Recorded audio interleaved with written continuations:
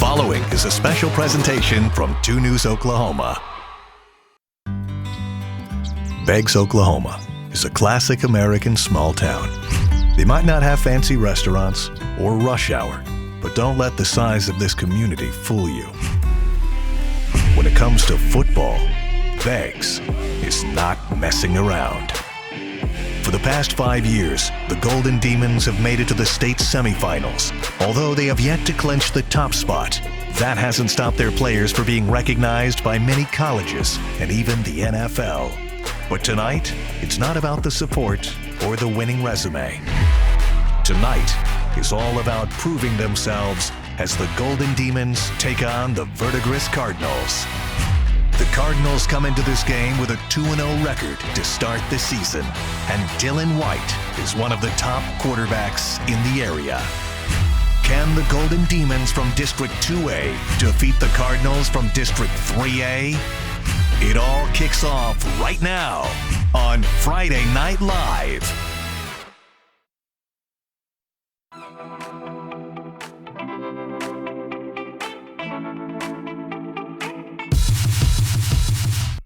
Welcome to Friday Night Live, sponsored by U.S. Cellular. All right, welcome to the home of the Golden Demons. We are live tonight in Okmulgee County, where Beggs is getting ready to battle the Verdigris Cardinals. And as you can see and hear, the band and the cheerleaders, the fans, they are already hyped up for tonight's big game. Football nights are always big nights in small towns like Beggs. And good evening to you. I'm Karen Larson, alongside our chief meteorologist, Mike Collier, and our sports director, Caden McFarland, and sports reporter, Chris DeMaria. Guys? You know, for a small town, Beggs has got game. You know, they've been state runners-up in their class 3 times. That's pretty amazing, Caden. No doubt. They've got game and they've got spirit. How about the scene behind you guys? That is as good as we have had. Awesome. I love to see it. Now, look, Beggs has won 57 games over the last 5 years, but they are in a unique situation tonight. Lost to Rejoice Christian last week, 70-16. Chris, looking to bounce back from that. No. That was revenge for Rejoice. Rejoice only had 1 loss last year, and it was because Beggs put up 74 points against them. They had something to prove. I'm writing that off. This team's got something good going. That they do. And while we are out here enjoying this beautiful night for high school football, you know, our hearts, our thoughts, and our prayers are really with the entire Sand Springs community tonight, following yesterday's terrible and deadly accident. We will have more on that for you in just a few minutes. Now, your 2 News Oklahoma First Forecast, sponsored by Executive Homes. Boy, it is starting to get a little more humid outside. I mean, just a smidge more, and that makes things feel a little less dry outside. Humidity still, it's okay at 37%. It was down, of course, lower the past couple of weeks. So that's starting to increase as moisture slowly climbing back into the area. Temperatures right now in the lower 90s. It's hot outside. This is very summer-like temperatures. You know, we should be in the mid-80s by now, but nowhere near that, unfortunately, at the 6 o'clock hour in the middle of September. As you head through the evening hours, you can see temperatures in the upper 80s by over the next couple of hours. Upper 80s at 7 o'clock, mid-80s by 8, and then as we head towards 10 o'clock, temperatures will fall back down into the upper 70s. Of course, big game going on here, Verdigris at Beggs, and it should be quite nice and dry, Karen. Head over to Chris and Chris and Kay, let's go to them. Karen, Mike, thank you very much. All right, look, we have covered some of the biggest and best teams, best matchups in the state so far here with our Friday Night Live tailgate. But there is something special. Oh, yeah. About a town that has just the one school, and the entire town is coming out tonight. Beggs America is fired up for this matchup with Verdigris. And Chris, as I mentioned, 57 wins in the last 5 years for Beggs. They've made the state semifinals 5 years in a row. This is a winning program that has great talent every year, but the other side has some as well. We're going to see some good ball players out there tonight. Especially on the offense. Dylan White, the quarterback you're talking about for Verdigris, fantastic talent. For Beggs, you have Red Martel, the running back who backed up C.J. Brown, who's now at OSU. As a backup, he rushed for 1,700 yards. These guys are playmakers. This is going to be a fantastic game, and as much as the coaches will say you got to prepare for the whole of the team, you got to prepare for the playmakers in this one. For us, it's about swarming to the ball. I mean, getting 11 halves to the football and getting after them. I mean, that's what we got to do. We got to fly to the football, all 11. we keep preaching to our kids, you got to adjust to the speed of the game. And we did the same thing last year. I mean, you looked at, we played Lincoln and we played with Joyce back-to-back. And certainly both those two guys were two of the best in the state. And it just changes. The only thing that changes is Game 3's Verdigris this year. And so our kids accept the challenge. Our kids are prepared for it. Kids know and the coaches know too, this type of game is one you're going to get in the playoffs. Sure. Do it right now, see where you're at. This is going to be great. Red zone was an issue for Beggs last week. They Yep. were able to move the ball, but couldn't quite punch it in. That'll be huge for them, and obviously a defense that's looking to bounce back in Verdigris, unbeaten on the year. One of the best quarterbacks in the area, one of the best teams in Class 3A. It's going to be a great matchup between got a ball two game. perennial winners. Yeah. Do our All right. sports guys know their stuff or what? Thanks, guys. All You right. bet. Karen, back to you. All right, well, still to come on Friday Night Live, really an inspiring story of Joe Martel. He made national headlines back in 2015 when he took the field as the first double amputee in Oklahoma high school football history. Now he is a popular TikToker and Beggs business owner. We'll take you inside his new story coming up. But first, we want to check back in with our studio. Our Naomi Kitt has joining us now with the latest on what we've learned about that terrible crash in Sand Springs. A devastating crash, Karen. Family, friends, and classmates still grieving tonight after that crash in Sand Springs killed 3 Charles Page High School students and injured 2 others. A memorial continues to grow at the site of that crash. 2 News Oklahoma senior reporter Justin Ayer is there tonight after speaking with a mother and a cousin of 2 of the victims today. Justin, how are they holding up? Yeah, they're in shock, Naomi. It just doesn't seem real. But I will tell you this, the community is rallying around these teens right now. If you take a look behind me, that's the crash site and the memorial. As you said, just growing by the minute here. People have been here since the morning, just with gifts and flowers and candles, you name it, placed it right there where the crash happened, and it is only growing. Now, from this video that we're showing right now, you can see that people have been coming up to the crash site all day. Sand Springs Police, they released the names of the victims today. Police say 17-year-old Ethan Gibson and 16-year-olds Kara Sainer and Kylie Weaver. They died in the back seat. Now, I learned from Gibson's cousin that he wrestled and was an honor student, while Sainer's mom told me that Kara was a typical girl. She loved makeup and always made people smile. She was kind of a people pleaser. She liked making sure everyone around her was happy. He was just silly. He was just always so nice. I can't recall a single negative or bad memory.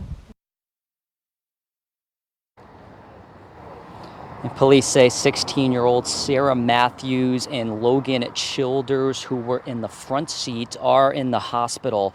We are waiting to get updates on their conditions. Now, it's clear the community cared about these students. You can actually see some people, they just came up to the memorial right now to pay their respects. Again, it's been this way since early in the morning, and now, of course, 6:10 in the evening, people are still here.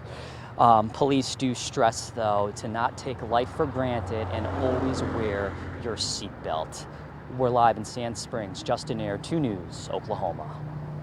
Definitely a good message from police. Justin, thank you. Tonight, the Sand Springs Sandites football team will take the field. But before that game, they'll remember the victims of this crash. 2 News Oklahoma's Jeanette Quesada is live from right outside Charles Page Football Stadium. That's right, Naomi. The game is set to kick off tonight at 7 o'clock, and right before that game, Sand Springs Public Schools is holding a moment of silence. And while waiting for that game to start, we visited the site where that crash happened. I had the opportunity to talk with Kylie Weaver's family. Kylie died in the accident. These are some photos her family shared with us. They tell me she was witty, sarcastic, and loved her cat. They tell me she was a young woman full of life and a junior excited to graduate soon. afternoon. At one point while I was talking with Kylie's family, a woman from the community approached them with a bouquet of flowers, and it was really a very heartfelt moment. The woman hugged Kylie's family and told them that as a mother, she was with them in their grief. Now, coming up tonight at 10, I will have more details on that moment of silence and that football game that's happening tonight. Live in Sand Springs, Jeanette Quesada, 2 News, Oklahoma. Jeanette, thank you. As the Sand Springs community continues to mourn, we wanted to know some things parents can do to help their children heal from this tragedy. Mental health experts say you need to have an open conversation. They explain teens and children process emotions differently, and that's something parents should keep in mind. They say it's important to let children know that as much as we'd all like it to be, life is not always the way we want it to be. It's never a bad idea, really, I don't think, to address situations and talk honestly. But something else to remember, when you don't know the answer to something, it's okay to say, I don't know the answer. He suggests if parents have concerns about a child, to call the mental health line. It's 988-LIFELINE. You can get advice on how to help them process or to have the child call themselves, as situations like this can really trigger a lot of different feelings. We'll be right back.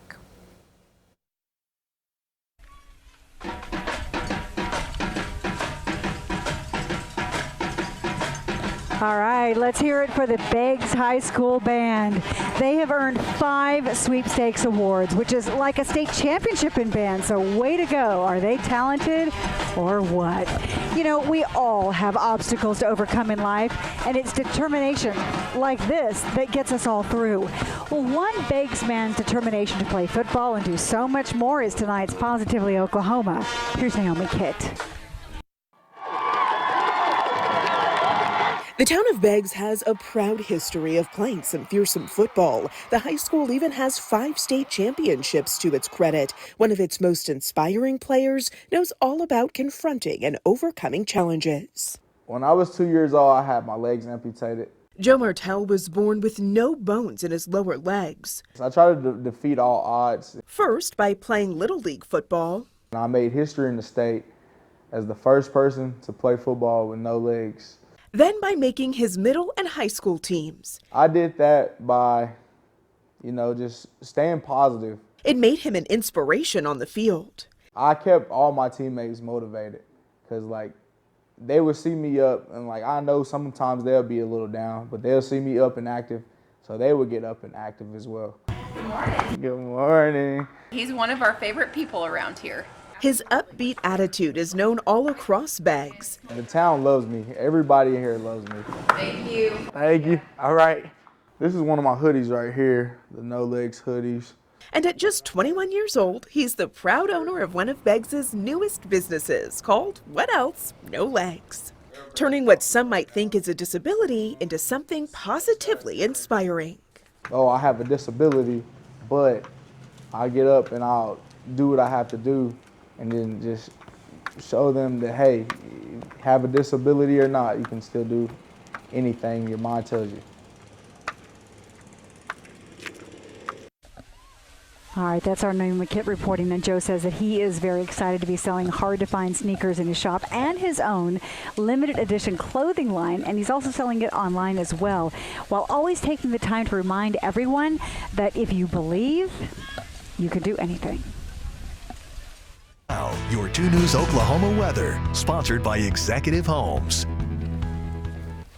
Well, it is hot and breezy outside across northeast Oklahoma, and a lot of sunshine. I can see it straight ahead in front of me, and that sun will be setting here shortly, and once it does, it should allow for some nice weather. Right now, though, breezy conditions as we take a look here. Wind gusts, 16-mile-an-hour wind gusts in Tulsa, down to the Mulkey and Beggs area, about 18 to 22-mile-an-hour wind gusts.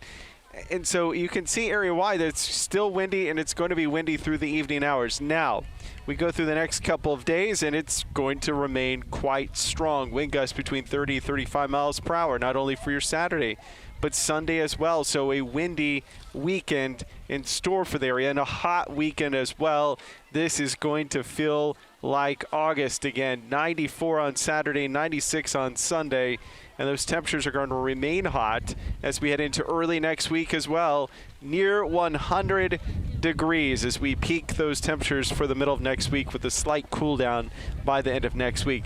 Right now it's hot, 91 degrees. Today's high 92 with a southeast wind sustained at 16 miles per hour. So it is windy and it is hot. 71 tomorrow morning in Tulsa. Bartlesville coming in 69, as well as McAllister, Tahlequah 66. As we head towards the 5 o'clock hour, hot again, 94 degrees in the metro. Pryor 92, McAllister 94, some upper 80s in far northeast Oklahoma. So we break down our Saturday, mid-90s for afternoon highs. Already at lunchtime tomorrow, check this out. Lunchtime temp, not good, near 90 degrees already. A hot day on tap for tomorrow. Mid-90s on Sunday, 98 degrees on Monday, and then near 100 Tuesday, Wednesday, and then we do cool down some by the end of the week, but then things heat back up the following weekend. And coming up in our extended 6:30 newscast, we're going to look at the individual games this weekend, and we'll help you plan what you need to wear for the TU OSU game, even up in Lincoln, Nebraska. That's all coming up at 6:45. Let's head back on over to Caden with sports. Caden?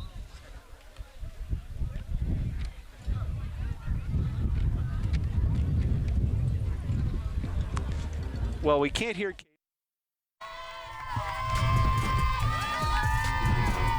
Welcome back to Beggs, everybody. Give it up for the Beggs High School cheerleaders. 2 seniors have already earned All-American status this year. They've had several others do the same since 2020. They're good. Way to go. My goodness. Well done back there. What fantastic spirit we have here in Beggs tonight. Our game of the week, Chris. Beggs versus Verdigris. We'll have more on that matchup coming up in just a bit.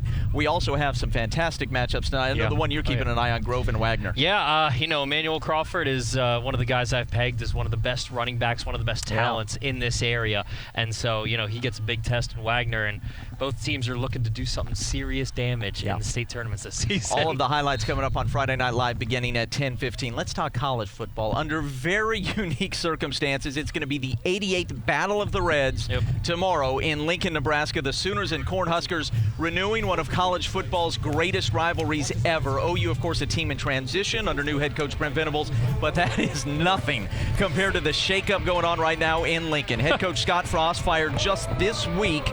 Another former Huskers QB, Mickey Joseph, leading Nebraska's interim coach.